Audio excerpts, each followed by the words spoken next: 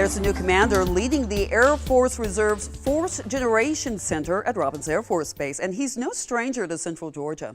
Megan Western introduces us to the hometown hero and tells us why he's happy to serve his community. I assume command. While taking charge of the Fourth Generation Center, Brigadier General Kelvin McElroy reflects on the words his late mother would share every evening. She would look at us and say, "Fly, Robin, fly." A saying they got by watching the Robins Report and other base content on 13 WMAZ during the days of Tina Hicks and Frank Malloy.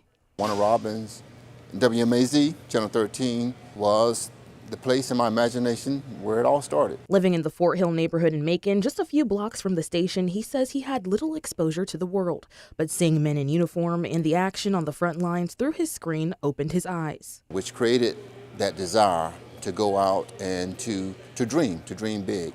And he did. His career took him from Fort Hill to Fort Valley to Fort Bliss and more. From Germany to Mississippi, to Delaware, to Illinois. Now back home with family and the community that raised him. I want to be able to come back and have an opportunity to give back through community service, through being an example. To inspire Central Georgia's future generation. To share my experience that once you're exposed to something, your life expands. And of course, help protect the nation along the way. He's in charge of organizing, training, and equipping reserve personnel for their wartime task missions. To provide the freedom that we all treasure and that we all, and many have sacrificed for. Back home with new missions to accomplish. In Warner Robins, Megan Western, 13 WMAZ News. Major General Pennington says his priorities include making sure his reserve is mentally, spiritually, and physically ready to serve. Brigadier General McElroy's appointment is just one of a host of changes at the base.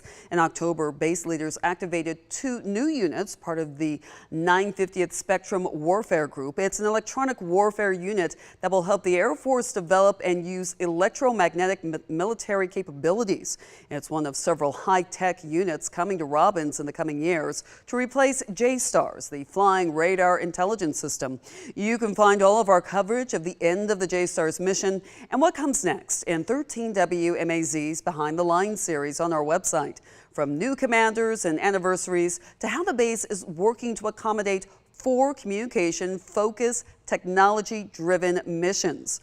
Find it all right now on 13WMAZ.com.